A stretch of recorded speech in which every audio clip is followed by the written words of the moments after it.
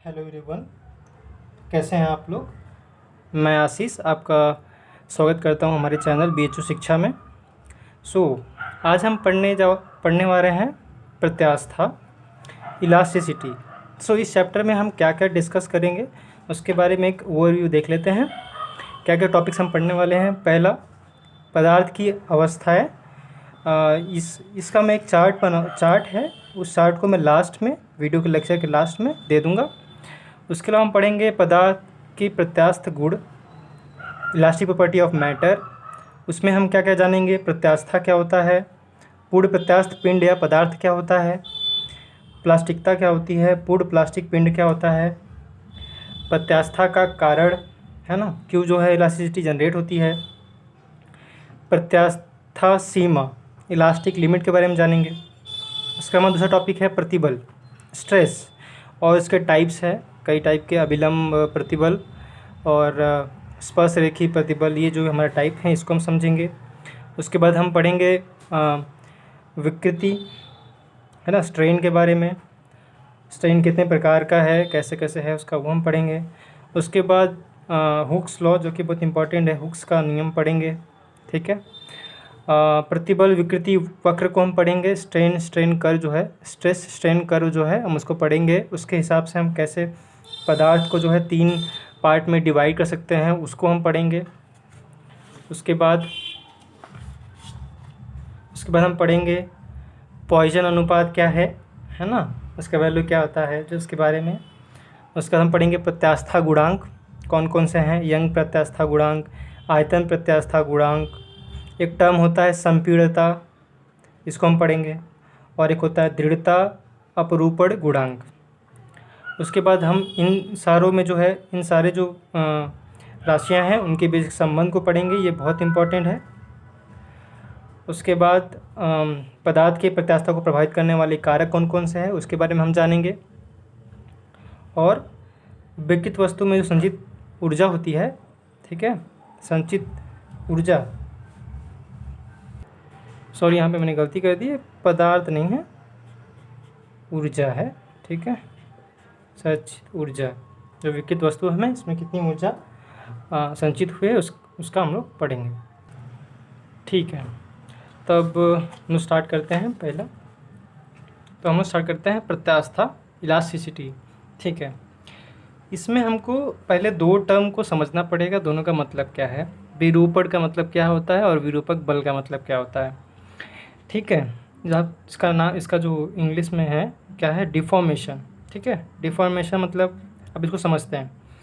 मान लीजिए मैंने कोई क्यूब ले लिया, ऐसे क्यूब है हमारा, ठीक है, इस पर हमने लगाया कोई बल, है ना, बल लगा दिया, तो क्या हो जाएगा, इसके अंदर कुछ परिवर्तन होगा, चाहे वो लंबाई हो, आयतन हो, आकृति हो, या कोई दूसरा परिवर्तन हो। तो इसमें जो परिवर्तन हो रहा है वही क्या है, तुम्हारा विरूपण है, डिफॉर्मेशन है। इसमें क्या हो गया, तुम्हारा परिवर्तन हो गया, तो जो परिवर्तन है ये डिफॉर्मेशन, और जो जिस बल के कारण ये परिवर्तन हो रहा है वो क्या है, तुम्हारा डिफॉर्मेशन फोर्स या विरूपक बल है। अब समझते हैं। ठीक है, अब हमारा जो है टॉपिक स्टार्ट होता है। पहला है क्या हमारा टॉपिक, कि पदार्थों के प्रत्यास्थ गुण।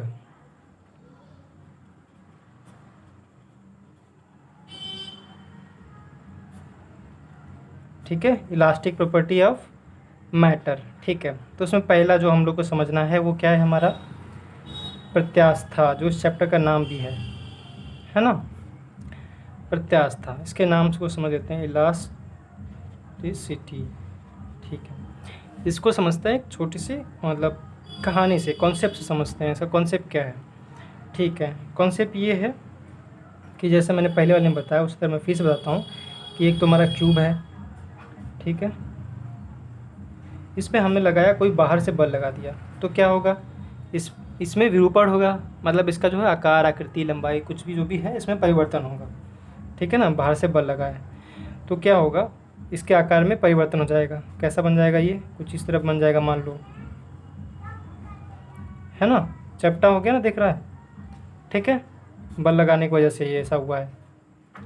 ठीक है, इसके आकार में परिवर्तन हो गया, इस पर हम बल लगाए, इसके आकार में परिवर्तन हो गया। मान लो अगर हम इसको हटा दें, इसी बल को अब हम हटा रहे हैं, हटा दिए तो क्या हो जाएगा, अगर वो फिर से अपनी पुरानी स्थिति में आ जा रहा है, ठीक है, पुरानी स्थिति में आ जा रहा है फिर से, तो जो ये गुण होता है, क्या हुआ, किसी वस्तु पे हमने बाहर से बल लगाया तो उसके उसके अंदर क्या हो गया, विरूपण हो गया, उसके आकार आकृति कुछ जो भी है उसमें परिवर्तन हो गया।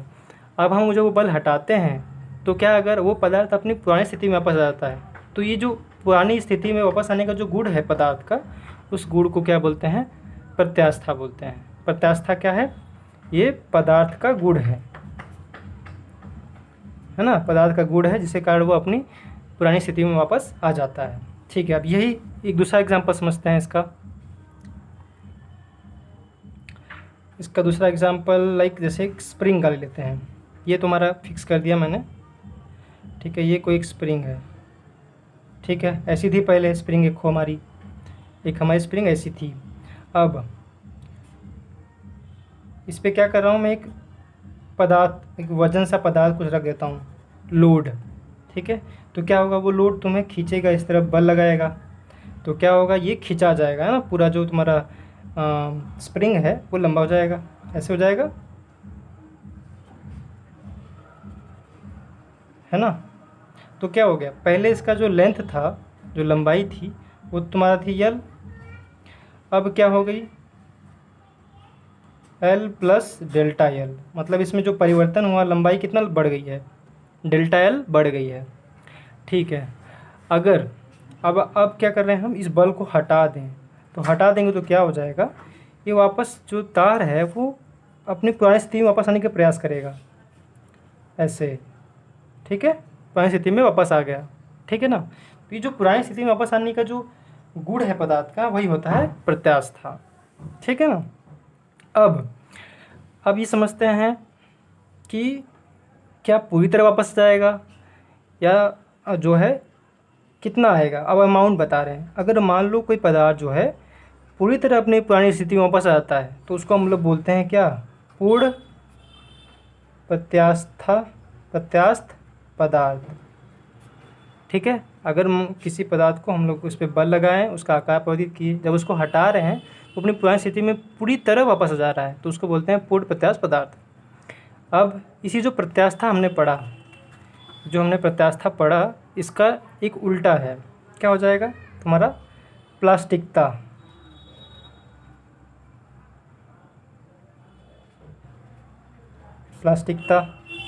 नाम से समझ में आ रहा है, प्लास्टिसिटी।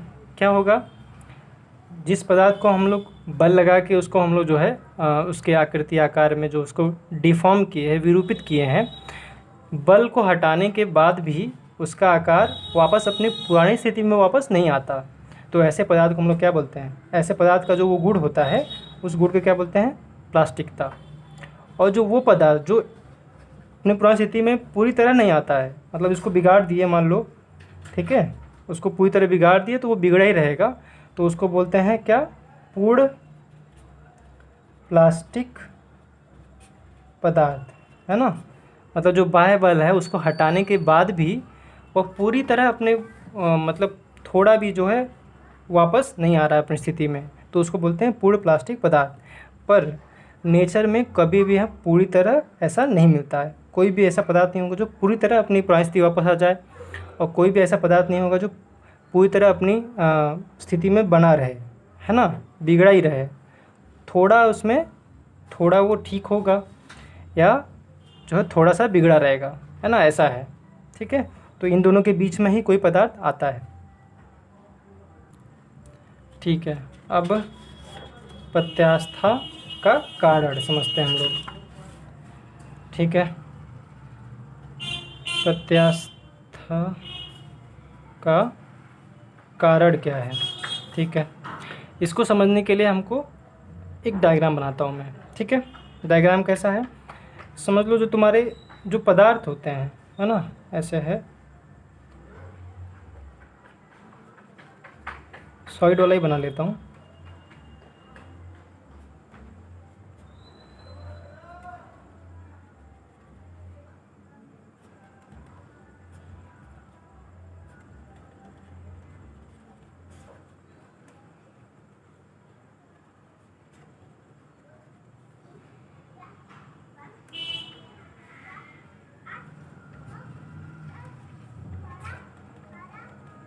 ये क्या है तुम्हारे स्प्रिंग है, इसको स्प्रिंग इमेजिन कर रहे हो, ठीक है। इसके बाजू में भी कोई होगा, यहाँ पे स्प्रिंग है ना, इसके बाजू में भी कोई होगा, ऐसे स्प्रिंग है यहाँ पे, और ये तुम्हारा पदार्थ है, ये ना, ये मतलब उसके अणु हैं, है ना। तो क्या होता है जब हम किसी पदार्थ को, मैं दिखा देता हूँ डायग्राम सही से पहले, ठीक है, ये मैंने डायग्राम बना दिया, ठीक है। इसको इमेजिन करिए, ऐसे ही बहुत सारे के चारों तरफ हैं, है ना, पदार्थ का छोटा यूनिट है। तो इसमें जो कण हैं ये सब दिख रहे हैं आपको, समझ लीजिए कि ये सब स्प्रिंग से जुड़े हुए हैं, सारे जो कण हैं आपस में स्प्रिंग से जुड़े हुए हैं, ठीक है। इस लॉ का नाम भी कुछ है, इसको बोलते हैं बॉल सिस्टम मॉडल। क्या बोलते हैं?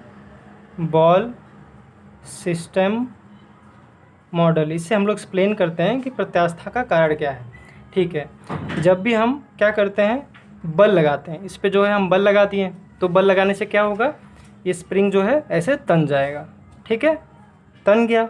पर इस तनने की वजह से क्या होगा, जब हम उसको छोड़ेंगे, पहले जब हम इस पर बल लगाए, खींचे, तो क्या होगा, ये खींच गया, है ना, इनके बीच की दूरी बढ़ गई होगी, ये जो पदार्थ हैं आपस में जो कण हैं उनके बीच की दूरी बढ़ गई। जैसे ही उस बल को हम लोग छोड़ते हैं तो ये क्या होता है, आपस में वापस आते हैं धीरे धीरे, ठीक है ना। कैसे आते हैं, कौन सा बल लगता है, वहाँ पे लगता है ये प्रत्यानयन बल, है ना, प्रत्यास्था वाला, मतलब कह सकते हैं इसको रीस्टोरिंग फोर्स, मतलब जो है अपनी पुरानी स्थिति में आने के लिए विपरीत दिशा में एक बल लगाते हैं, विपरीत दिशा में एक बल लगाते हैं, ठीक है, ठीक है। तो मतलब जैसे जैसे हम किसी पदार्थ को बल लगाते हैं तो उसका जो प्रत्यानयन बल है वो भी बढ़ता रहता है, ठीक है, ठीक है। तो आप समझ गए होंगे प्रत्यानयन बल क्या होता है, प्रत्यास्था का कारण क्या है, कि लाइक सारे पदार्थ जो है एक तरह से एक स्प्रिंग से जुड़े हुए हैं, ठीक है ना, स्प्रिंग से जुड़े हुए हैं, उन पे हम बल लगाएं तो क्या होगा, स्प्रिंग तुम्हारा बढ़ जाएगा, ऐसे लंबा हो जाएगा, फिर जब हम उसको छोड़ेंगे तो वापस हम पुरानी स्थिति में वापस आने की कोशिश करेगा। कुछ लोग हैं जो पूरी तरह वापस आ जाएंगे तो उसको बोलेंगे पूर्ण प्रत्यास्थ पदार्थ, और कुछ लोग हैं जो पूरी तरह वापस नहीं आ पाएंगे, ठीक है, तो वो बीच में आ जाएंगे, ठीक है, वो प्रत्यास्थ पदार्थ बोलेंगे बस उनको। और कुछ लोग जो एकदम वापस नहीं आएंगे उसको बोलेंगे पूर्ण प्लास्टिक पदार्थ, ठीक है। ये जो प्रत्यानयन बल है वो तुम्हारा जो बाहर बल लगा रहे हो उसके विपरीत दिशा में लग रहा है, रीस्टोर करने की कोशिश कर रहा है, वापस से अपनी पुरानी स्थिति में वापस लाने की कोशिश कर रहा है, ठीक है। अब हम समझते हैं प्रत्यास्था की सीमा क्या होता है, प्रत्यास्थ सीमा क्या होता है। प्रत्यास्थ सीमा समझ में आ रहा होगा एक चीज़, कि ऐसा बताइए भाई साहब कि आप तो लगा दिए ऐसे स्प्रिंग पे जो है लोड, है ना, बल से खींच रहे हैं इसको जो है ऐसे, पर कब तक ये लंबा होगा, है ना। कभी एक मान लो कभी ऐसा बल लगा दिए, है ना, 100 किलो लगा दिए, 10 किलो लगाया तो मान लो लंबा हुआ, और बहुत ज़्यादा लगा दिए तो क्या लंबा होता जाएगा क्या, ऐसा तो ही ना है, मतलब उसका एक सीमा होगा, है ना, जहाँ पे वह अपनी पुरानी स्थिति में वापस नहीं आ पाएगा, है ना, ठीक है। कहने का मतलब प्रत्यास्थ सीमा का मतलब होता है वह जो है एक बल का एक सीमा है ना, जो हम लोग बल लगा रहे हैं बल की एक सीमा है, उस सीमा के बाद अगर हम उस सीमा से ज़्यादा बल लगाएंगे तो क्या हो जाएगा, उसका प्रत्यास्थता वहाँ पे काम नहीं करेगा, वह पूरी तरह डिफॉर्म हो जाएगा, पूरी तरह उसका आकार आकृति में परिवर्तित हो जाएगा, है ना। तो मतलब प्रत्यास्था सीमा के अंदर ही जो है तुम्हारा पदार्थ अपनी पुरानी स्थिति में वापस आ सकता है। वही जो सीमा है, जो बल का वो मान है ना, वो कम से कम बल जो है जिस जहाँ तक जो है प्रत्यास्था काम करेगा, पदार्थ अपनी पुरानी स्थिति में वापस आएगा, वही तुम्हारा क्या है, प्रत्यास्थ सीमा है। इसको बोलते हैं लिमिट ऑफ इलास्टिसिटी, ठीक है, ठीक है। अब आगे बढ़ते हैं तो आप समझते हैं प्रतिबल। प्रतिबल स्ट्रेस, है ना, स्ट्रेस क्या है, ठीक है। तो कॉन्सेप्ट समझते हैं क्या है। जैसा मैंने बताया अभी स्प्रिंग वाले में कि कोई पदार्थ था, ठीक है, जब हम उसको उस पर बल लगाए मान लो जैसे, तो क्या हो जाएगा, जब हम उस पर बल लगाएंगे तो उसका आकार में परिवर्तन होगा। तो जब उसका आकार में परिवर्तन होता है, जब वो स्प्रिंग लंबा जैसा होने लगेगा तो स्प्रिंग जो है अपने विपरीत दिशा में एक रिस्टोरिंग फोर्स लगाएगा, प्रत्यानयन बल लगाएगा, है ना, कि जो है उसका विरोध करेगा, है ना, इसका विरोध करेगा, वो अपनी पुरानी स्थिति में वापस लाने का कोशिश करेगा। तो वही मतलब है, वही जो बल है, जो एकांक क्षेत्रफल में जो वो बल काम कर रहा है, जो प्रत्यानयन बल काम कर रहा है, उसी का अनुपात क्या है, प्रतिबल होता है। तो प्रतिबल का फार्मूला समझते हैं, ठीक है। प्रतिबल सिग्मा बताते हैं, सिग्मा नहीं, सिग्मा ही है, तो सिग्मा का क्या हो जाएगा, सिग्मा बराबर जो तुम्हारा प्रत्यानयन बल लग रहा है, ठीक है, वो सेम ही अमाउंट होगा, ठीक है, और जो एरिया है ना, तो क्या हो गया, प्रतिबल बराबर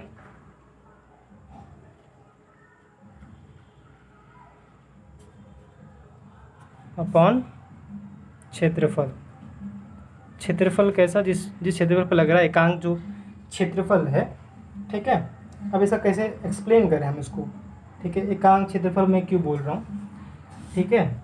ऐसे समझ सकते हैं कि अगर ए का मान जो है 1 हो जाए तो क्या हो जाएगा, वही बल जो है, बल ही क्या है आपका, प्रतिबल हो जाएगा, ठीक है ना। इसको हम लोग ऐसे क्वांटिटेटिव, मतलब देखिए कोई जो है राशि है उसको हम दो तरीके से समझ सकते हैं, एक उसका फिजिकल मीनिंग क्या है और दूसरा उसका क्वांटिटेटिव, मतलब उसको कैलकुलेट करने वाला जो मतलब क्या है उसका। तो कैलकुलेट तो ये समझ गए, सिग्मा बराबर एफ अपॉन ए, इसका मात्रक क्या हो जाएगा, न्यूटन प्रति मीटर स्क्वायर हो गया। ये तुम्हारा क्वांटिटेटिव हो गया। इसका असली मतलब क्या था कि जब हम लोग किसी पदार्थ पे बल लगाते हैं, ठीक है, तो उसके अंदर, उस पदार्थ के अंदर एक बल जो है आंतरिक बल काम करता है, जो जिसका हम लोग नाम ले रहे हैं प्रत्यानयन बल, जो कि वो अपने पुरानी स्थिति में वापस लाने की कोशिश करता है, वो भी एक बल है। तो वो बल जो है एकांक क्षेत्रफल में जितना बल लगता है उसी को हम लोग क्या बोलते हैं, प्रतिबल, है ना, बल के अपोजिट में, ठीक है। प्रत्यानयन बल जो है बल के अपोजिट में, इस डायरेक्शन में लगेगा ना, यहाँ से करेंगे तो खिंचाएगा, तो क्या करेगा, ये जो प्रतिबल है इसमें जो ये बल लग रहा है, प्रत्यानयन बल जो लग रहा है वो इस तरफ लग रहा होगा, है ना, वो पदार्थ का आंतरिक बल है, ठीक है। अब ये तो हम समझ गए स्ट्रेस, ठीक है। इसका मात्रक भी समझ लिए, एसआई मात्रक है तुम्हारा। इसका वीमा पूछता है, तो इसका वीमा क्या होता है, ml के पावर -1t-2, ये तुम्हारा वीमा है। इसका वीमा हम लोग कैलकुलेट कर लेंगे, कोई दिक्कत वाली बात नहीं है, ठीक है। अब समझते हैं एक चीज़, ठीक है। अब हम समझते हैं जो प्रतिबल है वो कितने प्रकार का होता है, ठीक है, उसके टाइप्स के बारे में हम समझेंगे, ठीक है। समझते हैं प्रतिबल, ठीक है। तो इसमें मैंने पहले इसको हम लोग डिवाइड करते हैं दो पार्ट में, पहले नाम ही समझ लेते हैं। पहला है अभिलंब प्रतिबल, दूसरा क्या है, अपरूपण या स्पर्श रेखीय प्रतिबल। नाम से उसका अर्थ समझ सकते हैं हम लोग। अभिलंब प्रतिबल का मतलब जो बल लग रहा है उस पदार्थ पे वो क्या है, अभिलंबवत है, लंबवत लग रहा है। और अपिरूपण या स्पर्श रेखीय प्रतिबल का मतलब उसको जो है टेंजेंशियल लग रहा है, ठीक है। जैसे हम समझ सकते हैं, एग्जांपल समझिए, कोई मान लीजिए क्यूब ही है, मैं हर बार क्यूब का ही एग्जांपल ले रहा हूँ। मान लीजिए अगर इस पर ऐसे बल लग रहा है, इस वाले जो फेस है, ये जो तुम्हारा फलक है, इस पर अगर लंबवत लग रहा है ना ये बल, ठीक है, इस फलक के लंबवत लग रहा है, इसे बल लगा दिए ऊपर की तरफ, तो क्या है, लंबवत है।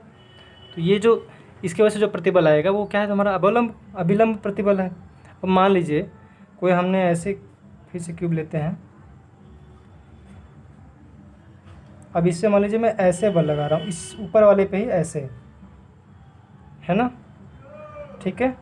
ये जो तुम्हारा लाइन है यहाँ, मान लो ये लाइन है एकदम, इसी पे मैं बल लगा रहा हूँ यहीं पे, तो क्या हो जाएगा, ये थोड़ा इसका साइज़ बदलेगा, थोड़ा टेढ़ा बन जाएगा, ऐसे मान लो हो जाएगा, है ना, मतलब इसका आकार में परिवर्तित हो जाएगा। टेंजेंशियल लगा रहे हैं, है ना। टेंजेंट का मतलब समझते हैं क्या होता है, टेंजेंट मतलब ऐसे मान लीजिए कोई कर्व है, तो कर्व पे जो ये लगता है ऐसे, ठीक है, ये तुम्हारा टेंजेंशियल होता है और इसके लंबवत ये होता है। तो उसी तरह यहाँ भी बात है, स्पर्श रेखीय मतलब टेंजेंशियल बल लग रहा है और यहाँ पे कैसा है, नॉर्मल बल लग रहा है, मतलब लंबवत लग रहा है। अब इसमें भी प्रकार है। अभिलंब में 2 प्रकार के होते हैं। कैसा है? पहला अनुदैर्ध्य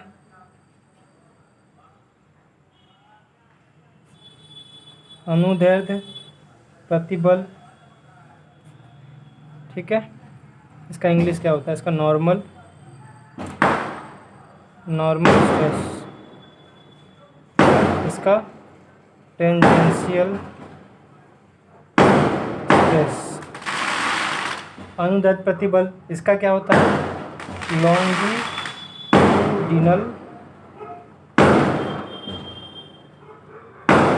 स्ट्रेस, ठीक। दूसरा क्या होता है इसका? एक और होता है जो कहता है आयतन प्रतिबल। सारे के नाम से ही हम उसका अर्थ निकाल सकते हैं, ठीक है। उसका अर्थ निकलेगा, मतलब वॉल्यूम स्ट्रेस, ठीक है। इसका भी 2 टाइप होता है। ये जो अनुदैर्ध्य प्रतिबल है इसका भी 2 टाइप होता है, पहला दूसरा। उसको हम लोग आगे मैं बताऊंगा। अब इसमें समझ जाते हैं। इसमें भी कोई टाइप नहीं है, ठीक है ना। ये बस ये आपका ये कितना समझ रहे हैं वही है, ठीक है। अब एक-एक करके उसका समझते हैं कि कैसा क्या नॉर्मल स्ट्रेस कैसा है और क्या चेंजेस आएंगे, ठीक है। तो स्टार्ट करते हैं। अभिलंब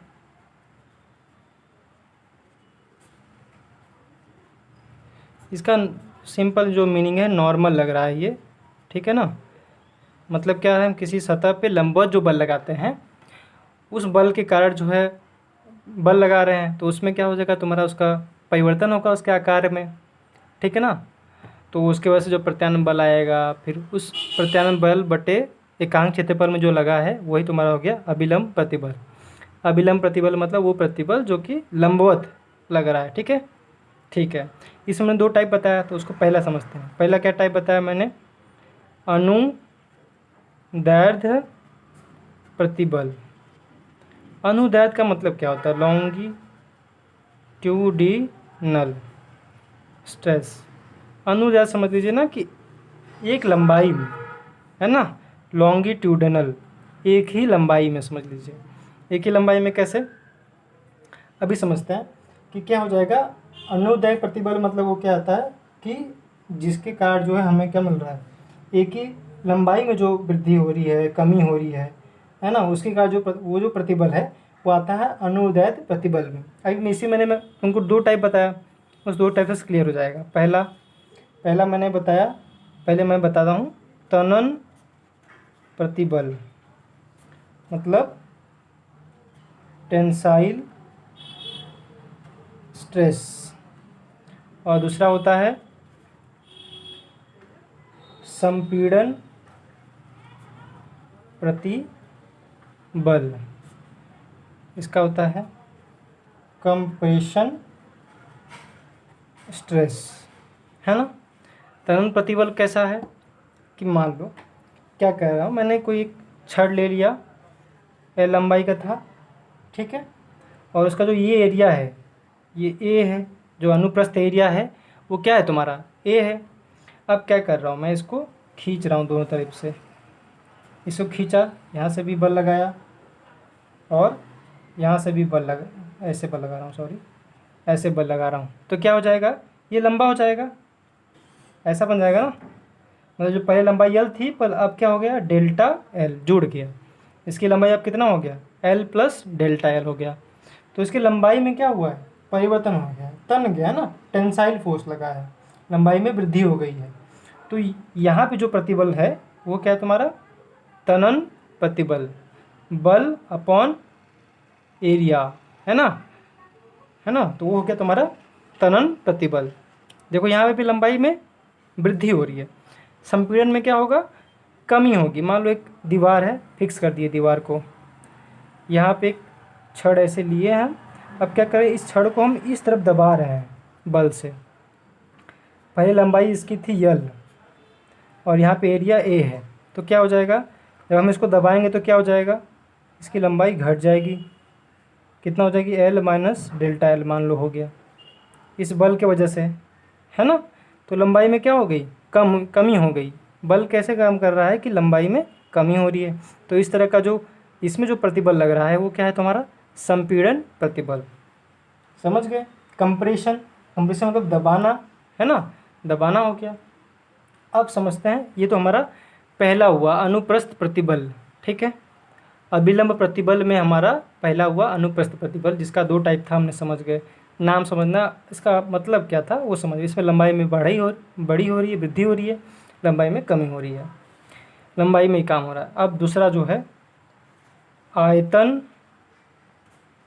प्रतिबल, ये भी बहुत सिंपल सा था। वॉल्यूम स्ट्रेस, नाम से समझ में आ रहा है। आयतन मतलब क्या होता है, तुम्हारा क्यूब है, उसका आयतन जो होता है ना, पूरा जो उसने स्थान घेरा है वो है तुम्हारा। अगर मान लो इसी क्यूब को मैं हर दिशा से बल लगाऊं, ऐसे लगा रहा हूँ बल, चाहे दबाओ ऐसे हर दिशा से एक साथ, या तो खींचो हर दिशा से एक साथ। एक और एग्जांपल दिखा देता हूँ। तो क्या हो जाएगा, उसके आयतन में परिवर्तन होगा, किसी एक दिशा में नहीं होगा ना, कि उसका लंबाई भी बढ़ेगी, साथ साथ चौड़ाई भी बढ़ेगी, ऊंचाई भी बढ़ेगी। तो क्या होगा, उसके पूरी तरह आयतन में परिवर्तन होगा। मान लीजिए कोई ऐसा पहले था, ठीक है, इस पर हमने लगाया बल, ऐसे बल लगा रहे हैं, तो क्या हो जाएगा, चार दिशा में बल लगा रहे हैं, सारी दिशा में बल लगा रहे हैं, तो क्या हो जाएगा, बाद में बन जाएगा ऐसा, है ना। पहले इसका वॉल्यूम था v, अब क्या हो गया है v minus delta V, volume कम हो गया है ना, वॉल्यूम कम हो गया है। अब मैं बढ़ाने वाला एग्जांपल ले लूँ तो क्या हो जाएगा, मान लो एक क्यूब है, इसको मैं खींच रहा हूँ, हर दिशा से खींच रहा हूँ, इधर से भी खींच रहा हूँ, यहाँ से भी खींचा जा रहा है, यहाँ से भी खींचा जा रहा है, यहाँ नीचे से भी खींच रहा हूँ, यहाँ से भी खींच रहा हूँ, है ना, छह फलक से खींच रहा हूँ उसको बाहर की तरफ। तो पहले वॉल्यूम मान लो v था, अब बाद में क्या हो जाएगा, बाद में बड़ा हो जाएगा ना, ऐसे इतना बड़ा हो जाएगा, ठीक है। तो क्या हो गया, बाद में वॉल्यूम क्या हो जाएगा, v plus delta V, volume में क्या हो गया, इंक्रीज हो गया, उसका जो आयतन है वो क्या हो गया, बढ़ गया। तो इसमें जो हम लोग प्रतिबल कैलकुलेट करेंगे, बल बटे आयतन, है ना, तो वो क्या हो जाएगा तुम्हारा, कैसा प्रतिबल होगा, आयतन प्रतिबल होगा।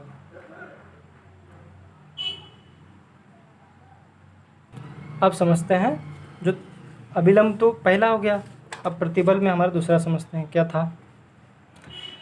वो था हमारा अपरूपण, अपरूपण अथवा स्पर्श रेखीय प्रतिबल। इंग्लिश इसका पता होना चाहिए क्या है, शियरिंग, शियरिंग मतलब अपरूपण, ठीक है, डिफॉर्मेशन हो गया एक तरह का, शियरिंग या टेंजेंशियल,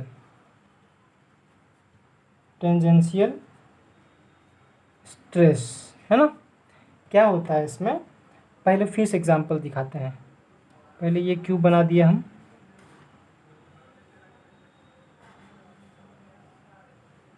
ठीक, क्यूब बना दिए।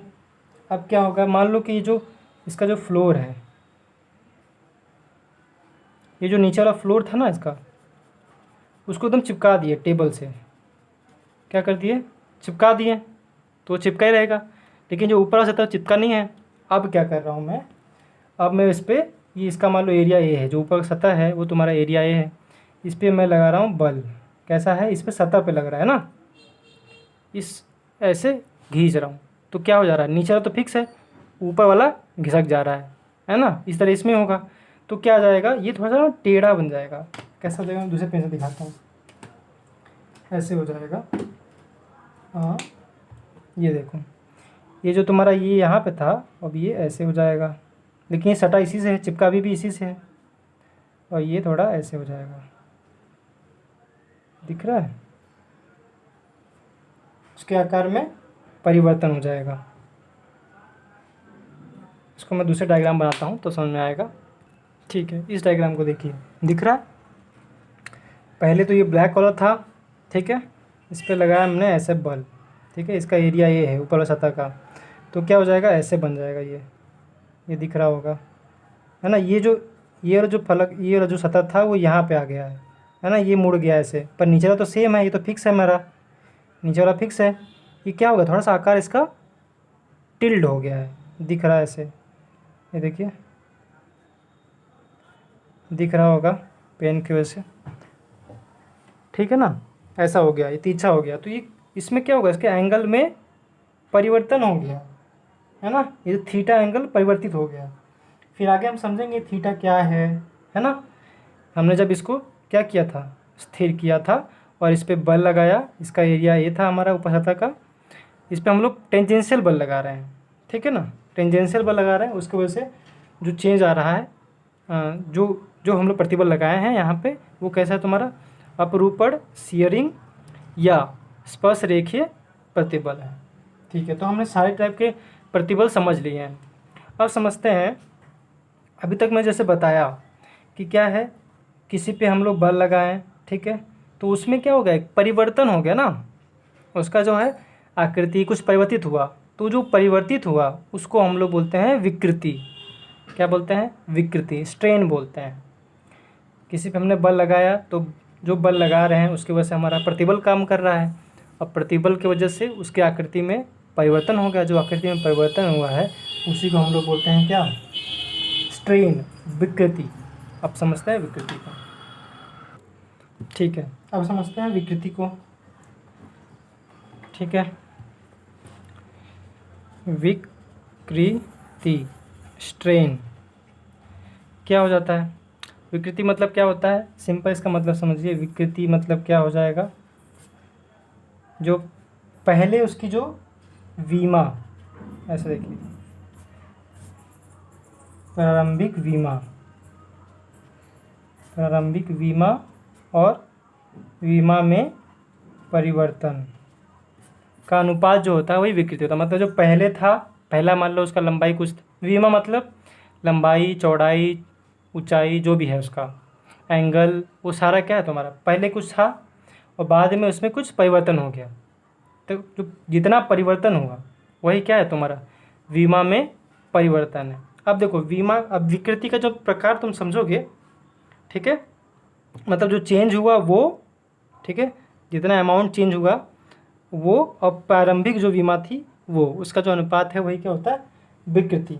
तो अब समझिए कि जो ये चीज़ है वही ये भी चीज़ है, तो इसका जो मात्रक होगा क्या, उसका मात्रक होगा ही नहीं, वीमा भी नहीं होगा, ठीक है। तो ये मात्रक विहीन है और वीमा विहीन है। अब इसका प्रकार जब हम समझेंगे तो आपको हम समझाते हैं कैसा है, ठीक है। प्रकार बताते हैं, विकृति का प्रकार, ठीक है। टाइप्स ऑफ स्ट्रेन, ठीक है। कितने टाइप का है पहले समझते हैं। अनुदैर्ध्य, फिर अनुदैर्ध्य विकृति, लॉन्गिट्यूडिनल स्ट्रेन, तो हमें पता ही है लॉन्गिट्यूडिनल स्ट्रेन। लॉन्गिट्यूडिनल का मतलब क्या होता है, लंबाई में ना, लंबाई में बढ़ना घटना, ये सब चीज़ें हैं। मान लो कोई था, कोई फिक्स कर दिए, यहाँ पे कुछ हमने रखा है रॉड या जो भी था, इस पर क्या किए, बल लगाए, बल लगा दिए, तो क्या हो जाएगा, ये ऐसे लंबा हो गया। पहले था यल इतना बड़ा, अब क्या हो गया, एल प्लस डेल्टा एल हो गया, है ना, एल प्लस डेल्टा एल हो गया, ठीक। तो बताओ कितना का चेंज हुआ, डेल्टा एल का, है ना। पहले एल था, कितना का चेंज हो गया, डेल्टा एल बढ़ा, कितना उसके में, इसके विमा में कितना परिवर्तन हुआ, डेल्टा एल। तो बताओ अनुदैर्ध्य विकृति क्या होगा, डेल्टा एल अपॉन पहले कितना था, एल। ये हो गया तुम्हारा क्या, अनुदैर्ध्य विकृति, है ना, ठीक है। ये होता है अनुदैर्ध्य विकृति, मतलब वस्तु की लंबाई में परिवर्तन। अनुदैर्ध्य का मतलब होता है लंबाई में, है ना, तो लंबाई में परिवर्तन बटे प्रारंभिक लंबाई, यही तुम्हारा क्या है, अनुदैर्ध्य विकृति है। क्योंकि मैंने बताया दोनों ही लंबाई है तो क्या हो जाएगा, इनका कोई मात्रक नहीं होगा, है ना, समझ गए। अच्छा बताओ यहाँ पे, इस पे जो है, इसका अगर एरिया हम ए बता दें, ठीक है, तो क्या हो जाएगा, इसमें प्रतिबल कितना आएगा, कैलकुलेट कर सकते हैं हम लोग। प्रतिबल सिंपल सी बात है, एफ अपॉन ए होगा, है ना। ये हमने विकृति बता दी। अनुदैर्ध्य विकृति मतलब लंबाई में परिवर्तन बटे प्रारंभिक लंबाई। जरूरी नहीं है कि परिवर्तन जो है हमेशा, मतलब परिवर्तन क्या होता है वो तो कोई दिक्कत नहीं है, परिवर्तन जो है पॉजिटिव देंगे। लंबाई बढ़ भी सकती है, घट भी सकती है ना। जैसे कि मैंने प्रतिबल में बताया था, 2 टाइप का प्रतिबल होता है, एक होता है तनन, एक होता है संपीड़न। तनन में क्या हो जाएगा, लंबाई बढ़ जाती है और संपीड़न में घट जाती है। तो जितना घटा वो यहाँ पे लिखेंगे, बटे प्रारंभिक जितना था उतना लिखेंगे। तो ये हो जाएगा तुम्हारा अनुदैर्ध्य विकृति। अब दूसरा समझते हैं। दूसरा है तुम्हारा आयतन विकृति। क्या है आयतन विकृति?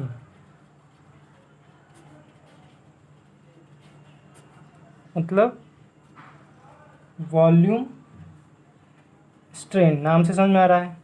क्या कर दिए, पहले कुछ था, इस पे लगा दिए बल, हर दिशा से बल लगा दिए, बल लगा दिए सब पे, बल लगा रहे हैं।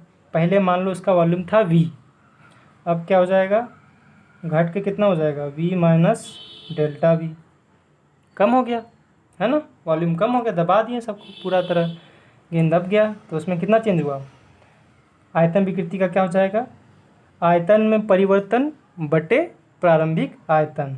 तो कितना होगा, कितना परिवर्तित हुआ, डेल्टा v, और प्रारंभिक कितना था ये, तो क्या हो जाएगा, आयतन में परिवर्तन, आयतन में परिवर्तन बटे प्रारंभिक आयतन। ये है तुम्हारा क्या, आयतन विकृति।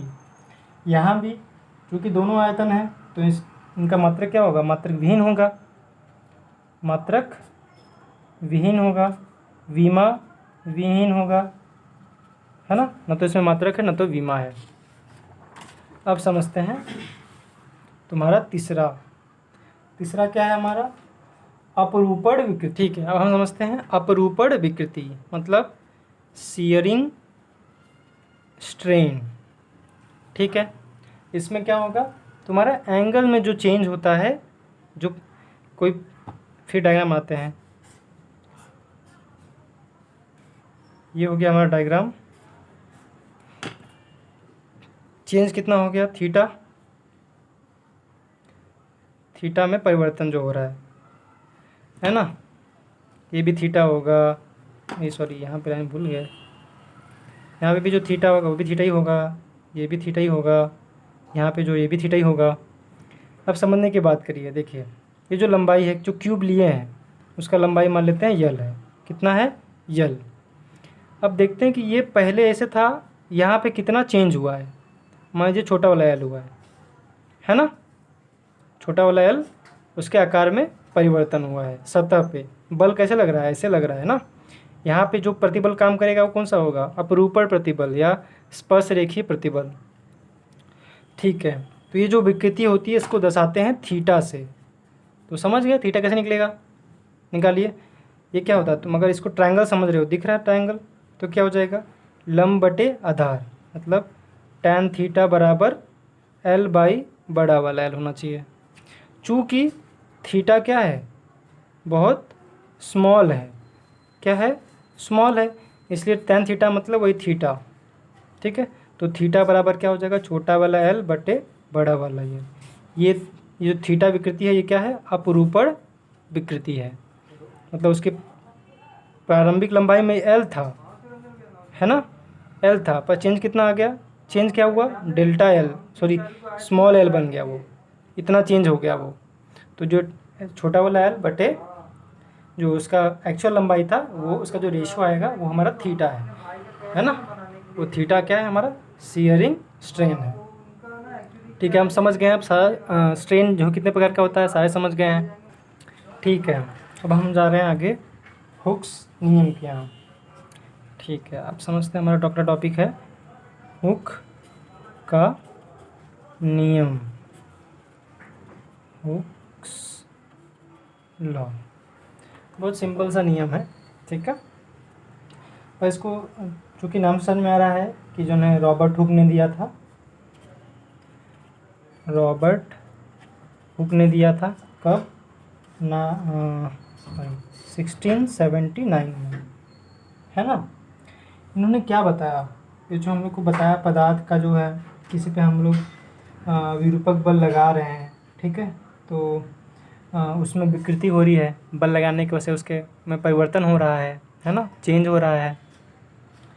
तो उसी के बारे में उन्होंने एक स्टेटमेंट दिया। क्या स्टेटमेंट भी याद रहना चाहिए आपको, प्रत्यास्था की सीमा के अंदर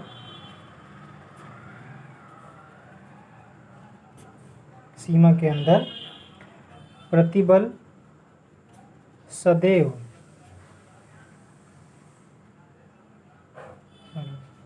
विकृति के अनुकमानुपाती होता है। ये बहुत इम्पोर्टेंट है, पर यहाँ पे ध्यान जरूर देंगे, प्रत्यास्था की सीमा के अंदर, मतलब सारे बल पे काम नहीं करेगा, एक बल का एक सीमा होगा, उसके अंदर क्या होगा, उतने बल के अंदर में, ठीक है, जो प्रतिबल होगा, ठीक है, जो प्रतिबल होगा वो क्या होगा, प्रोपोर्शनल होगा विकृति के, है ना, ठीक है, अपसाइलन इसको बोलते हैं। प्रतिबल जो होगा वो क्या होगा, विकृति के अनुकमानुपाती होगा, है ना। और आपको पता है जब भी अनुकमानुपाती हटाते हैं तो क्या होता है, कांस्टेंट लाते हैं, है ना। तो मान लीजिए मैंने कोई कांस्टेंट रख दिया, सिग्मा बराबर के अपसाइलन, तो के क्या है तुम्हारा, नियतांक है ना। तो सिंपल सा बात इन्होंने कहा था कि जो है प्रत्यास्था की सीमा के अंदर जो प्रतिबल होगा वह विकृति के अनुपाती होगा, मतलब जैसे जैसे हम लोग प्रतिबल बढ़ाएंगे वैसे वैसे विकृति बढ़ेगी, पर एक प्रत्यास्था की सीमा के अंदर, ठीक है। बार बार मैं इस चीज़ पे जोर दे रहा हूँ, प्रत्यास्था की सीमा के अंदर, इसको ध्यान रखेंगे, ठीक है। तो आप समझते हैं, चूँकि देखिए ये कैसा दिख रहा है, y बराबर एम एक्स की तरह दिख रहा है क्या, y बराबर एम एक्स की जो लाइन होती है उसके तरह दिख रहा है। मतलब जो लाइन है, मान लो अगर मैं यहाँ पे y मतलब सिग्मा यहाँ पे रख दूँ, यहाँ पे एप्सिलॉन, उल्टा कर देता हूँ, सिग्मा यहाँ पे एप्सिलॉन, तो कैसी रेखा आनी चाहिए, सीधी, है ना, सरल रेखा आनी चाहिए, क्योंकि उसका समीकरण कैसा है, y बराबर एम एक्स की तरह ऐसा दिख रहा है ना, सिग्मा बराबर ऐसा दिख रहा है हमको, है ना। इसको नीचे कर सकते हैं, जो भी है सरल रेखा की तरह है, मतलब ये सामने सामने एक दूसरे के सामने सामने क्या है, अनुकमानुपाती दिख रहे हैं, तो ये कैसा हो जाएगा, इनका समीकरण ऐसा आएगा, और इसका जो है रेखा कैसा आएगा, सीधी आनी चाहिए। तो मतलब अगर हमको सीधी रेखा मिल रही है, ठीक है, तो ये हमारा क्या हुक लॉ को फॉलो कर रहा है। अगर मान लो ऐसे से मिल जाए तो क्या हो जाएगा, फॉलो नहीं कर रहा है। इसमें एंगल एक आएगा थीटा, ठीक है, वो प्रवणता होता है जो, ठीक है। अब हम आगे समझते हैं, ठीक है, हुक लॉ हम समझ गए, अब हमको क्या समझना है, हुक लॉ आप समझ गए। वहाँ पे जो मैंने अभी बताया कि सिग्मा इज इक्वल टू के एप्सिलॉन, ये के मैंने बताया नियतांक है ना। इसी नियतांक को क्या बोलते हैं, प्रत्यास्था नियतांक, है ना। क्या बोलते हैं, सॉरी ये दिख नहीं रहा, सिग्मा इज इक्वल टू के एप्सिलॉन, के मैंने जो है माना था, चूँकि प्रोपोर्शनल था, प्रोपोर्शनलिटी हटाए, अनुकमानुपाती चिन्ह को हटाया, बराबर लगाया और कांस्टेंट लगाया। तो ये जो कांस्टेंट है, जो अचर है, ये क्या है, तुम्हारा नियतांक है, ठीक है। और इस नियतांक को हम क्या बोलते हैं, प्रत्यास्था गुणांक, इसको इंग्लिश में क्या बोलते हैं, मॉडुलस ऑफ इलास्टिसिटी। अभी इसका भी हम टाइप समझेंगे, कितने टाइप का प्रत्यास्था गुणांक होता है, क्योंकि प्रतिबल कई प्रकार के हैं, कई प्रकार के प्रतिबल है, कई प्रकार की विकृति है, तो उसी के अनुसार उनका प्रत्यास्था नियतांक भी क्या होगा, अलग अलग होगा। पर ये जनरल है कि हुक का नियम क्या था, कि जो प्रतिबल है वो विकृति के अनुकमानुपाती है, अनुकमानुपाती हटाएं तो क्या हो गया, कांस्टेंट आ गया, वही है तुम्हारा। और जो कि मैंने सरल रेखा बता दिया है ना, कि यहाँ पे तुम्हारा विकृति है, यहाँ पे ये है, तो ये सरल रेखा जो आएगी, ठीक है, ये सरल रेखा तुम्हारा क्या बता रही है, हुक लॉ बता रही है। अब बहुत इंपॉर्टेंट चीज़ आ रहा है, तुम्हारा क्या है वो, प्रतिबल विकृति वक्र। Stress strain curve. क्या है स्ट्रेस स्ट्रेन कर्व? जो तुम्हारा प्रतिबल और विकृति के बीच जो हमारा पदार्थ आएगा, ठीक है, उसके बाद कर्व बनेगा। देखिए हम समझा रहे हैं, ये हम डायग्राम बनाएंगे, पहले उसके पहले समझते हैं। मान लो मैंने कोई जगह पे एक वायर फिक्स कर दिया, यहाँ पे एक डब्बा रखा हूँ, उसमें अब मैं रख रहा हूँ। पहले 5 किलो रखा, फिर 10 किलो रखा, धीरे धीरे क्या होला, बल बढ़ रहा है ना, पहले बढ़ेगा बढ़ेगा, 10 रख दिए, 100 रख दिए, 1000 रख दिए, तो क्या हो जाएगा, अब उसमें कैसा परिवर्तन होगा, है ना, उसमें जो है कैसा बल, प्रतिबल लगाने की वजह से उसमें कैसा परिवर्तन होगा, वो हमको कौन बताएगा, हमारा ग्राफ बताएगा। ठीक है, तो अभी ग्राफ को बहुत ध्यान से समझेंगे। पहले ग्राफ एक बना देता हूँ मैं। पहले ऐसे सीधे जाएगा, फिर थोड़ा सा ऐसे, इस बिंदु है, यहाँ पे भी एक बिंदु है, फिर एक ऐसे,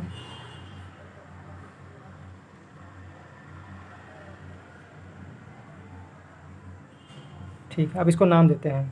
ये तुम्हारा मूल बिंदु है O, ठीक। यहाँ पे है P, यहाँ पे है तुम्हारा E बोल रहा हूँ मैं, इसको मैं बोल रहा हूँ A, इसको मैं B बोल रहा हूँ और इसको मैं C बोल रहा हूँ। सबके बारे में समझाएंगे। पहले तो मैंने ये बताया नहीं कि H कौन सा है। H क्या है, यहाँ विकृति है, और यहाँ पे क्या है, प्रतिबल। दोनों H बता दिए हैं, ठीक है। यहाँ पर अब देखो, अब ध्यान से समझो, सारे पॉइंट्स को अंडरस्टैंड करो। इस वक्र में हम क्या क्या समझ रहे हैं। O से P में देख रहे हो कि ये सीधी रेखा है।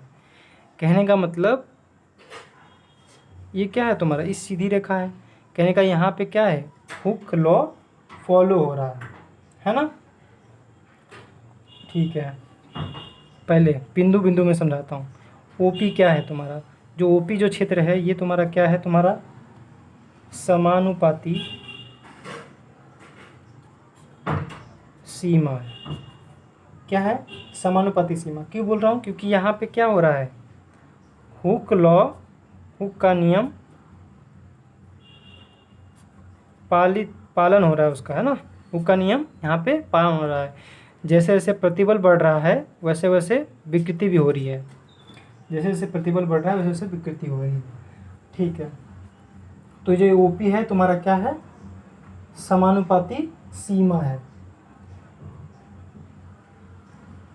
और इसके अलावा या प्रत्यास्था सीमा भी बोलते हैं, इलास्टिक रेंज। सारे पॉइंट को समझेंगे, ठीक है। अच्छा, ये P बिंदु क्या है, P बिंदु को भी नाम दिया गया है। P बिंदु का नाम है अनुक्रमानुपाती बिंदु, है ना, प्रोपोर्शनल लिमिट, है ना। क्यों बोल रहे हैं, अब समझो। P क्या है, वह बिंदु है जिसके नीचे, ठीक है, जिसके नीचे क्या होगा, जिसके नीचे हुक्स लॉ फॉलो करेगा, पर जिसके ऊपर हुक्स लॉ फॉलो नहीं कर रहा है। दिखने में आ रहा है ना। P बिंदु के नीचे हुक्स लॉ फॉलो कर रहा है, P के ऊपर फॉलो नहीं कर रहा। तो वो कौन सी बिंदु है, वो है तुम्हारा अनुक्रमानुपाती बिंदु, है ना। अनुक्रमानुपाती बिंदु मतलब अनुक्रमानुपाती बिंदु जो है पे हमें एक ऐसा प्रतिबल मिलेगा जहाँ पे उसके नीचे हमको हुक लॉ फॉलो करेगा, जहाँ पे प्रतिबल जो है विकृति के अनुपानुपाती होगा। ठीक है, इसके आगे हम समझते हैं थोड़ा डायग्राम।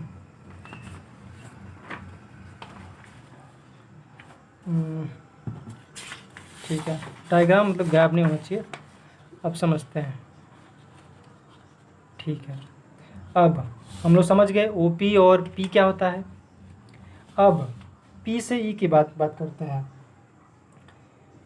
एक चीज़ और इसमें और भी समझेंगे, जो हाँ, P से E का जो क्षेत्र है ये वाला, ये क्या है, इसमें क्या होगा, तुम्हारा प्रतिबल और विकृति में परिवर्तन होगा, पर सीधी तरीके से नहीं होगा, मतलब एक दूसरे के अनुक्रमानुपाती नहीं है। मतलब यहाँ पे क्या हो रहा है, तुम्हारा हुक लॉ, का नियम पालन नहीं होगा, है ना, क्योंकि प्रतिबल जो है विकृति के अनुपाती नहीं है, तो पालन नहीं होगा। और क्या इसमें बिंदु है? हाँ, इसमें हमको ये समझना है,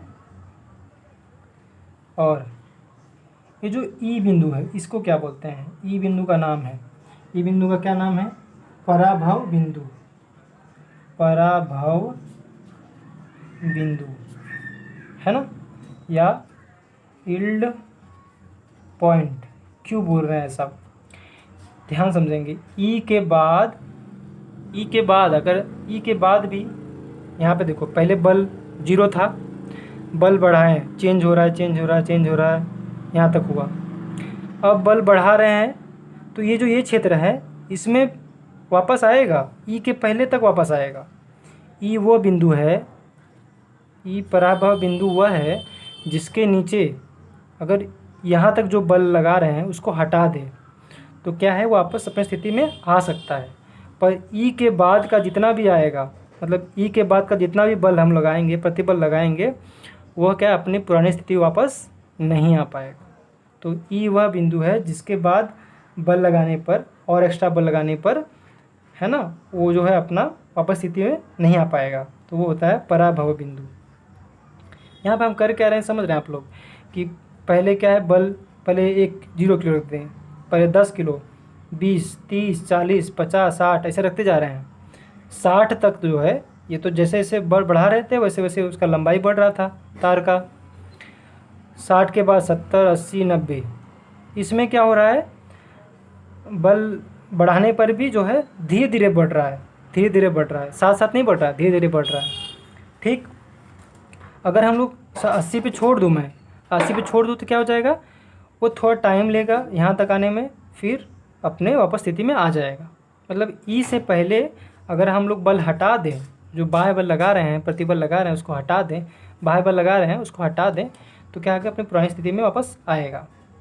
और उसके बाद अगर हम लोग मान लो 90, 100, 110, 20 लगाएं तो क्या हो जाएगा, वो अपनी पुरानी स्थिति में वापस नहीं आएगा। ठीक है, इसीलिए क्या, जो ये OPE है उसको हम लोग क्या बोलते हैं, उसको बोलते हैं क्या, प्रत्यास्थ क्षेत्र,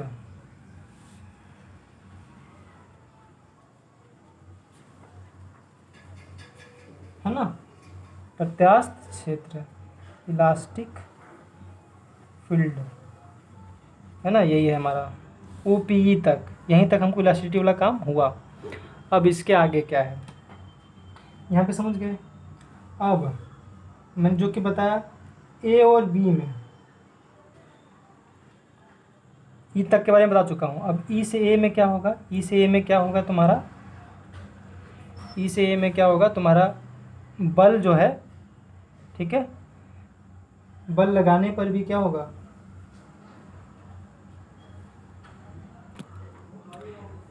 ई और ए के बीच में क्या होगा, तुम्हारा बल बढ़ाने पर जो है विकृति में परिवर्तन होगा। पर अगर हम उस बल को हटा दें उस समय पे तो अपनी पुरानी स्थिति वापस नहीं आएगा इस क्षेत्र में, अपनी पुरानी स्थिति में वापस, मतलब इसके बाद जो हमारा पराभव बिंदु था उसके बाद हम अगर बल लगा के छोड़ भी देंगे तो अपनी पुरानी स्थिति में वापस नहीं आएगा। ये भी वैसी स्थिति है।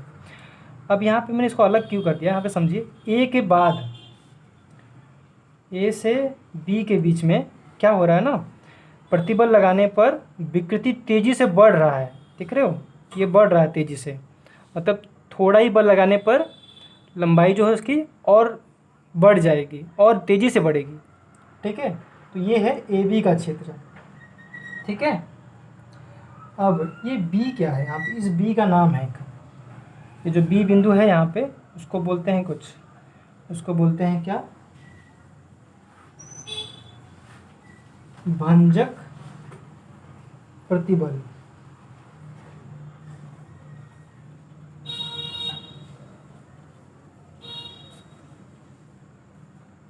या तनन सामर्थ्य। मतलब ये जो अधिकतम प्रतिबल हम लगा रहे हैं, ठीक है, अब यहाँ से क्या हो जाएगा तुम्हारा, ठीक है आप समझते हैं इसमें जो ए से लेके बी तक में क्या हो रहा है। ए के बाद अगर हम बल लगाएंगे तो थोड़े से बल में भी वो तेज़ी से उसका जो लंबाई है वो बढ़ेगा। तो ये क्षेत्र है तुम्हारा ए बी, है ना। यहाँ पे इस बी को क्या बोलते हैं, बी को बोलते हैं भंजक प्रतिबल या तनन सामर्थ्य, ठीक है। ब्रेकिंग स्ट्रेस या टेंसाइल स्ट्रेंथ। सोचने वाली बात है यहाँ पे बी तक ही क्यों सी को भी दे देना चाहिए था, यहाँ पे भी वैसी केस है। पर अभी समझेंगे क्यों बी सी को अलग कर दिया है। ए से बी में मैं बताया कि थोड़ा भी बल लगाने पे वो तेज़ी से उसके लंबाई में परिवर्तन होगा। और बी से सी में क्या होगा, बी से सी में क्या होगा, बी से सी में खास बात यह है कि अगर हम लंबा उसका बल जो लगा रहे हैं उसके ऊपर उसको हटा दें, हटाने के बाद भी उसके लंबाई में अपने आप परिवर्तन होगा, बढ़ेगा। वो उसका लंबाई क्या होगा, बढ़ेगा। ऐसे लग रहा है पानी जैसे फैलता है ना, बिना उस पर कोई बल लगाया फैल रहा है, कैसा वो फ्लूइड की तरह बर्ताव करेगा, द्रव की तरह बर्ताव करेगा, ठीक है। वो क्या है, तरल की तरह बर्ताव करने लगेगा वो पदार्थ जो है, वो जो तार है बी के बाद, है ना। भंजक प्रतिबल के बाद, भंजक प्रतिबल के बाद जो है वो जैसे कि फ्लूइड होता है, जो तरल पदार्थ होता है उसकी तरह बर्ताव करने का, बल हटा भी देंगे तो भी वो जो है उसका बढ़ता जाएगा, उसका जो लंबाई है वो बढ़ता जाएगा। अब आता है सी बिंदु। सी क्या है भैया, सी के बाद तो ग्राफ है नहीं, क्या हो रहा है सी पे, सी है तुम्हारा क्या, विभंजक बिंदु, विभंजक बिंदु। इसका इंग्लिश से नाम समझ में आ जाएगा, फ्रैक्चर पॉइंट। सिंपल सी बात है, तार टूट जाएगा, है ना। तो सी क्या है, विभंजक बिंदु। यहाँ पे तार क्या हो जाएगा तुम्हारा, टूट जाएगा। यह है तुम्हारा विभंजक बिंदु।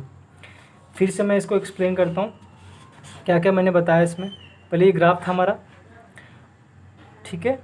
ओ से कोई हम लोग तार लिए थे, ठीक है, वहाँ पे लोड लगाया, उसको 10 किलो 50 ऐसे बढ़ते जा रहे हैं, देख रहे हैं क्या हो रहा है तार में, लंबाई में क्या हो रहा है। पहले 10 किलो रखें, 20 30 40 50 तक कोई दिक्कत नहीं था उसमें। जैसे जैसे लोड लगा रहे थे वैसे वैसे उसकी लंबाई बढ़ रही थी। अब पी के बाद क्या देख रहे हैं कि अब 60 70 80 करने पर भी बहुत धीरे धीरे विकृति में परिवर्तन हो रहा है, धीरे धीरे, एक समान नहीं हो रहा है। मतलब हुक्स लॉ को फॉलो नहीं कर रहा। जो पी से ई का जो चित्र है वहाँ पे हुक्स लॉ फॉलो नहीं हो रहा है, पर ओ और पी के बीच में हुक्स लॉ फॉलो हो रहा था। तो पी जो है तो समझ गए, पी तुम्हारा क्या था, पी था तुम्हारा अनुक्रमानुपाती बिंदु, ठीक है। अब ई की क्या खास बात है, ई की खास बात ये है, इसको बोलते हैं पराभव बिंदु, और इसके पीछे तक ही प्रत्यास्था वाला काम करता है। मतलब वो पदार्थ को अगर हम ई के पहले, ई तक या इससे पहले तक अगर हम छोड़ दें बल लगाना, उसको भार इसका हटा दें, तो क्या हो जाएगा, अपनी पुरानी स्थिति में वापस आ सकता है, उसके बाद नहीं आ पाएगा। तो इसलिए ई इम्पॉर्टेंट हो गया। तो ई जो है, ई बिंदु जो है वो ऐसा प्रतिबल है जहाँ तक ही पदार्थ अपनी पुरानी अवस्था में आ सकता है।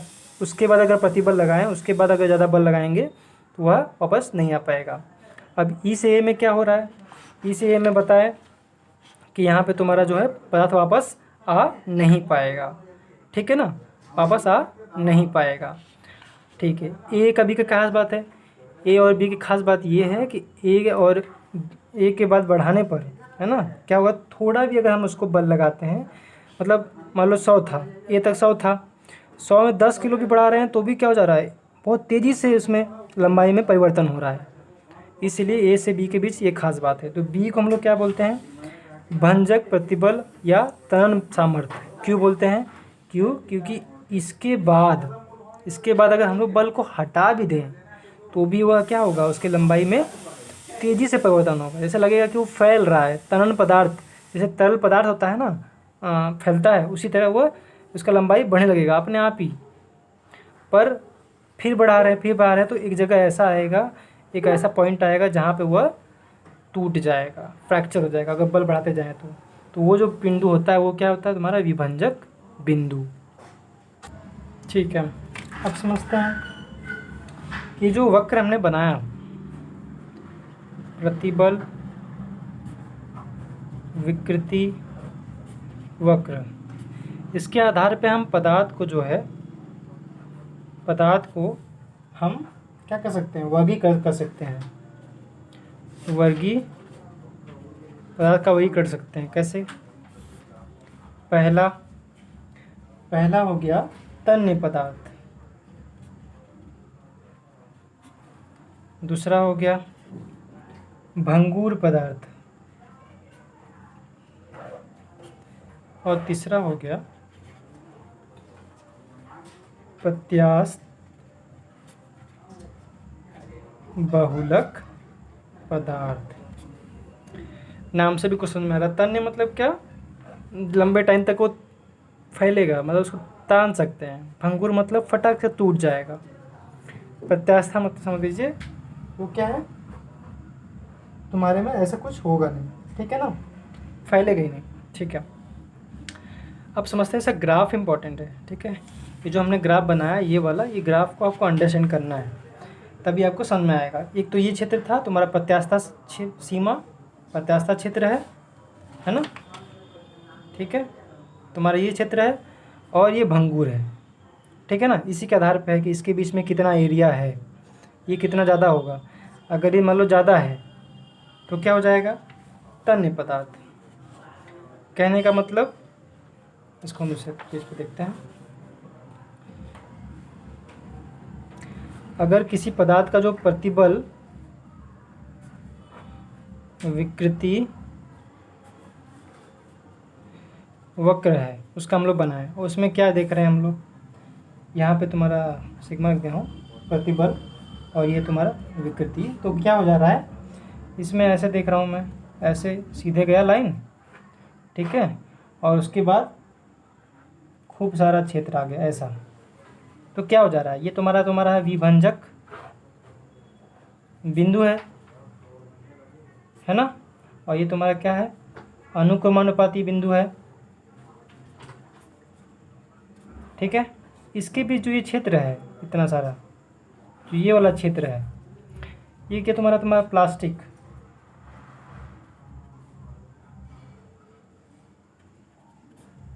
विरूपण है ना, जो प्लास्टिक वाला पार्ट है, अगर वो ज़्यादा हो जाए, क्या हो जाए, विशाल मात्रा में आ जाए। विशाल मात्रा मतलब ज़्यादा दिख रहा है ना, यहाँ पे ज़्यादा देखिए कितना सारा एरिया दे दिया है, इसने कवर कर लिया है, बहुत सारा इसमें दिख रहा है ऐसा लंबा। तो ये क्या हो जाएगा तुम्हारा, ऐसे पदार्थ को क्या बोलेंगे, तन्य पदार्थ। अब समझते हैं तन्य पदार्थ हो गया। अब इसी से समझेंगे, दूसरे वाले को भी समझेंगे उसको। हाँ, तन्य पदार्थ को क्या बोलते हैं इंग्लिश में, डक्टाइल मटेरियल, है ना। अब भंगुर में क्या होता है, भंगुर में क्या होता है, यही चीज़ अल्प मात्रा में होती है, ठीक। ऐसे हो गया, सीधे गए और बहुत थोड़े में ऐसे आ गए, यहाँ तक था। अभी थोड़ा सा है, क्या है, मतलब जो प्लास्टिक विरूपण है वो क्या है, अल्प मात्रा में है। कहने का मतलब तुम तांबा ले लो, ठीक है, जब उसको तनोगे ना तो वो अपने अनुपात बिंदु से, अनुपाती बिंदु और उसके टूटने वाले बिंदु के बीच बहुत लंबे देर तक तनेगा, ठीक है। उसमें खूब सारा प्लास्टिक होगा, मतलब खूब लंबा होगा। और इसमें क्या होगा, अगर मान लो किसी भंगुर चीज़ ले लिए कोई, ठीक है, मान लड्डू ही है, तो क्या हो जाएगा, लड्डू को फोड़ रहे हैं तो थोड़ा मान लो चौड़ा हुआ भी तो फटाक से टूट जाएगा। मतलब उसके जो है टूटने वाली जगह और लंबे होने का जो बिंदु है, अनुपाती बिंदु और जो विभंजक बिंदु है, उसके बीच बहुत थोड़ा सा प्लास्टिक, मतलब थोड़ा सा वो बस लंबा होता है, उसके बाद टूट जाता है। तो वो होता है भंगुर पदार्थ। भंगुर मतलब होता है फटाक से टूट जाना, ठीक है। अब तीसरा आते हैं प्रत्यास्थ बहुलक पदार्थ, ठीक है। इसमें क्या हो रहा है, इसमें तो ये होगा ही नहीं, ठीक है। कहने का मतलब जो उसका अनुकूलनानुपाती बिंदु होगा वही क्या होगा, उसका विभंजक बिंदु होगा। कहने का मतलब ऐसे बना देता हूँ, ये तुम्हारा एप्सिलॉन था, सिग्मा एप्सिलॉन। इस ग्राफ में क्या हो जा रहा है, सीधे सीधे ऐसे सीधे सीधे हट जा रहा है। कहने का मतलब तुम्हारा जो प्लास्टिक विवरण वाला जो मात्रा है वो होगा ही नहीं। तो ऐसा जो हमारा पदार्थ होगा वो क्या होगा, प्रत्यास्थ बहुलक पदार्थ। पर यहाँ पे ध्यान देना है कि इसमें जो इसका जो प्रतिबल विकृति वक्र होता है, प्रत्यास्थ सीमा में सरल रेखा नहीं होता है बल्कि वक्राकार होता है ना, दिख रहा है वक्राकार। मतलब ये तुम्हारा क्या कर रहा है, हुक्स लॉ को फॉलो नहीं करता है।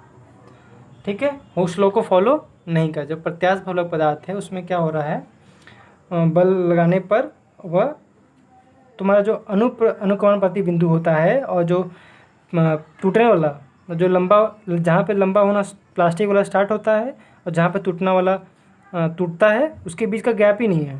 ठीक है, दोनों एक ही जगह है, तो वो क्या है, प्रत्यास्थ बहुलक होता है। यहाँ पे सीधी रेखा हमको मिल नहीं रही है, वक्र दिख रहा है। वक्र क्यों है, क्योंकि ये हुक लॉ को फॉलो नहीं करता है। अब हमको एक चीज़ और ध्यान देना है, इन सबका एग्जाम्पल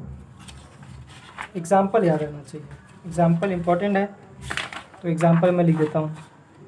पहला जो हमारा था क्या था, तुम्हारा तन्य पदार्थ, तो इसका मैं एग्जाम्पल लिखता हूँ। एग्जाम्पल क्या क्या है इसका, जो भी तुम लाइक मेटल जानते हो, तांबा, चांदी और क्या, लोहा, एल्यूमिनियम, है ना, आदि, ये सब आप जानते हैं, तन्य पदार्थ में आ गए। क्यों, खींचेंगे लंबा होगा। ठीक है, अब आ गया भंगूर, है ना। मैं एग्जांपल बता देता हूँ। एग्जांपल में क्या हो जाएगा, कांच, कच्चा लोहा हो गया। कच्चा लोहा भी भंगुर पदार्थ की तरह बर्ताव करता है। ठीक है ना, इसको कास्ट आयरन बोलते हैं इंग्लिश में। ठीक है, तीसरा क्या बताया हम लोग, प्रत्यास्थ बहुलक पदार्थ। इसका एग्जाम्पल क्या है, इसका एग्जाम्पल इम्पोर्टेंट है, जो अक्सर हम जानते हैं। रबर क्या है, इसका एग्जाम्पल है ना। हमारी कोशिका में कुछ होता है, महाधमनी का प्रत्यास्थ ऊतक, महाधमनी के प्रत्यास्थ ऊतक। लेकिन रबड़ हमको हमेशा रहना चाहिए। रबड़ कैसा है, प्रत्यास्थ बहुलक पदार्थ। और ऐसा ग्राफ बहुत इंपॉर्टेंट है। इसका ग्राफ जो है मैं लास्ट वीडियो में मैं उसका ग्राफ भी आपको दे दूंगा, ताकि आप उसको सही से बना लो, अगर मैंने थोड़ा आगे पीछे बनाया हो तो। हालांकि मैंने सही बताया, कोई दिक्कत नहीं उसमें।